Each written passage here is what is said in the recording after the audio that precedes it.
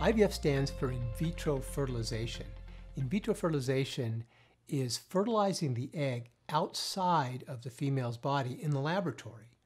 Now, that was the original definition of it, but it's now come to mean the entire process involved in getting the eggs, fertilizing them, letting them develop in the laboratory, and then returning them back to the uterus for implantation and further development into a pregnancy.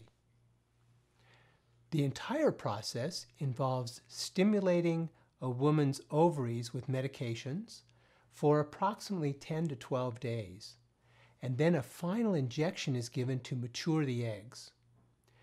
Approximately 36 hours later, after the final maturation injection is given, the eggs are removed from the ovaries, usually now through a transvaginal technique, while the patient is heavily sedated so she doesn't feel anything. The eggs are then taken into the laboratory where fertilization is performed. Fertilization is performed either in one of two mechanisms. One, the sperm are injected directly into the egg, called ICSI, or intracytoplasmic sperm injection, or the eggs are mixed with the sperm and the sperm are allowed to penetrate the egg at their own pace. The eggs are then checked for fertilization signs approximately 16 hours after fertilization occurs.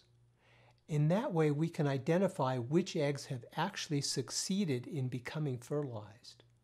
The eggs are then allowed to develop into an embryo.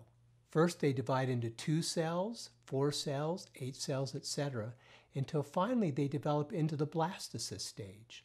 The blastocyst stage is a stage of development that has 2 major components: an inner cell mass, which you can see from the inside of the blastocyst, and trophectoderm, which are the cells that are on the periphery of the blastocyst. Both of these are very important in identifying the quality of the embryo. You have to have both components to have a good quality, viable embryo that will most likely implant into the uterine wall when replaced back into the uterus.